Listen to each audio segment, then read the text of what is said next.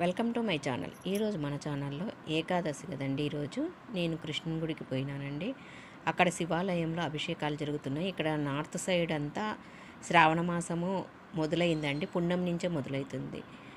ఇక్కడ శీతలమాత గుడికి వచ్చినానండి.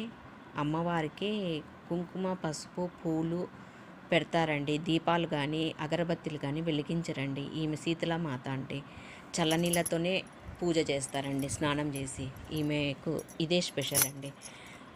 చేతిలో ఒక పరక ఉంటుందండి. గాడిద మీద ఈమె కూర్చొని ఉంటుందండి. శీతలమాత అంటారు. తర్వాత కృష్ణుని గుడికి వచ్చినాను. హారతికి మొదలవుతుందండి. అందరూ నిలబడి ఉన్నారు. కర్టన్ తీయలేదు, ఇంకా హారతి టైం అవుతుందండి.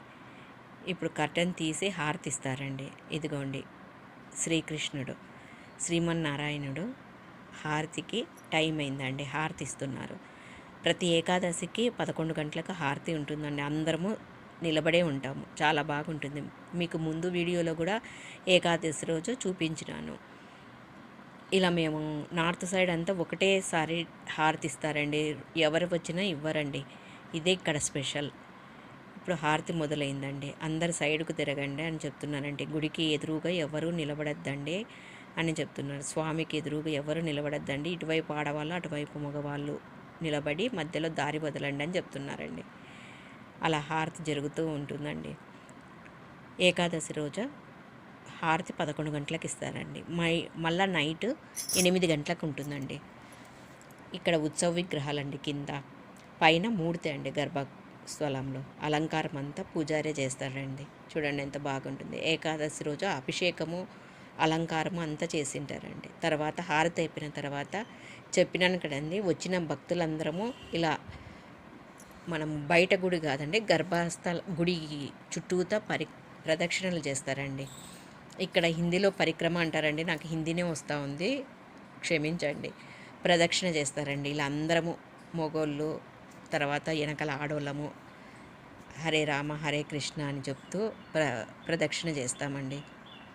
శ్రీమన్నారాయణ నారాయణ హరే హరే అని చెప్తూ 4 ప్రదక్షిణలు చేస్తామండి కృష్ణునికి గర్భగుడి చుట్టూతా అండి. చాలా బాగుంటుందండి నాకు. అందుకే మీకు ప్రతి ఏకాదశికి ఇలా వీడియో తీసుకొని వస్తానండి. అందరం ఒకటేసారి ప్రదక్షిణ చేస్తాం రండి. వచ్చిన భక్తులమందరము ఇలా ప్రదక్షిణ చేసి చూడండి, గుడి చుట్టూతో 4 సార్లు తిరుగుతామండి. శ్రీమన్నారాయణమూర్తి కానీ ఆయన పాడుతూ ఉంటాడు, పండితుడు. అందరము పలుకుతూ ప్రదక్షిణ చేస్తామండి. అందరం కలిసి ప్రదక్షిణ చేసినప్పుడు బాగా ఉంటుందండి. మనము ఆ ధ్వని అనేది మొత్తం గుడి అంతా వినిపిస్తుంటుందండి. అందరూ గట్టిగా చెప్తూ పాడుతూ ఉంటారండి. శ్రీమన్నారాయణ నారాయణ హరే హరే అని. తర్వాత పరిక్రమ అయిపోయిన తర్వాత అందరం కూర్చొని ఇలా భజన చేస్తారండి. అంటే శ్రీకృష్ణుని స్తుతి, రాధామాత భజన, ఇలా భజన చేస్తారండి. కూర్చొని అన్నీ పాడిస్తారండి వాళ్ళు. అలా పాడి అందరం భజన చేసిన తర్వాత మళ్ళా ప్రసాదం ఇస్తారండి. ప్రసాదం తీసుకొని అందరము వస్తామండి.